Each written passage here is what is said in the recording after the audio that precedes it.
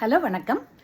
நவடேஸு நிறைய குழந்தைங்க வந்து சின்ன குழந்தை பிறந்த உடனே தலை வந்து கரெக்ட் ஷேப்பில் இருக்கிறது கிடையாது, ரைட்டா? கொஞ்சம் கோணலாவோ இல்லை பெருசாவோ அந்த மாதிரி இருக்கும்.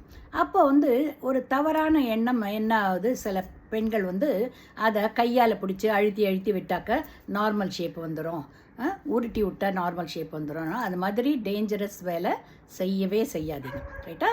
குழந்தையோடைய தலை வந்து ஃபுல்லாக ஸ்கல் போன் வந்து ஒரே போனாக இல்லை, அதில் வந்து டிஃப்ரெண்ட் பார்ட்ஸாக இருக்குது. இன்பிட்வீன் அந்த பார்ட்ஸ் வந்து ஒரு சின்ன மெம்பரெயின் வந்து கனெக்ட் ஆகிருக்கு பிறக்கும்போது. அப்புறம் ஒரு 1 year வரும்போதுக்கு ஸ்லோவாக அந்த போன் வளர்ந்துடும், அந்த மெம்பரெயின் பார்ட்டு குறைஞ்சி டோட்டலாக போன் வளரும், ரைட்டா? அதுக்குள்ளேயே அது ஸ்ட்ராங் போன் ஆகும்போது அந்த ஷேப்பு அந்த பிரெயினுக்கு தகுந்த மாதிரி கரெக்டாக அதுவே அட்ஜஸ்ட் ஆகி கரெக்ட் ஆகிடும். இன்பிட்வீன் மெம்பரைன் இருக்கிறதுனால தான் கோணல் பானலாக சில குழந்தைங்களுக்கு இருக்கும். அண்ட் அந்த பிரெயின் வந்து டெவலப் ஆகும்போது அந்த போன் ஃபார்ம் ஆகும்போது கரெக்ட் ஷேப்புக்கு அதுவே வந்துடும், ரைட்டா? இப்போ நீங்கள் வந்து அதை மேனிப்புலேட் பண்ணிங்கன்னு வச்சுக்கோங்க, அதை அழுத்தி சரிப்படுத்தணும்னு பார்த்தீங்கன்னாக்க உள்ளே வந்து பிரெயின் இருக்குது.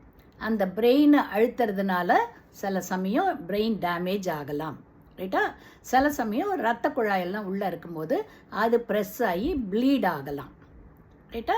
ஸோ இதனால் என்ன ஆகும், ஒன்று நீங்கள் அழுத்தி அந்த பிரெயினுக்கு ஒரு ப்ரெஷர் கொடுக்கறதுனால ஒன்று மூளை வளர்ச்சி பாதிக்கப்படலாம்.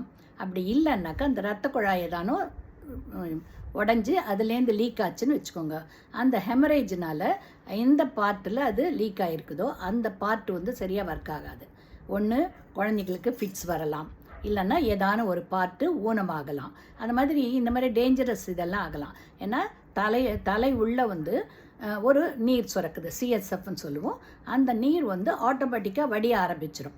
அது வடியறதுல எங்கேயானு அடப்பு இருந்தாலும் இந்த மாதிரி ஆகலாம், இல்லைன்னாலும் ஆட்டோமேட்டிக்காக ஹார்டு போன் ஃபார்ம் ஆகும்போது சரியாயிடும். வாட் எவர் இட் இஸ், நீங்கள் வந்து டாக்டர்கிட்ட கூட்டிகிட்டு போய் அதுக்கு தகுந்த வைத்தியம் பண்ணணுமே தவிர நீங்களாக மேனிப்புலேட் பண்ணி குழந்தையோட உயிருக்கு டேஞ்சர் பண்ணாதீங்க, ஓகேங்களா?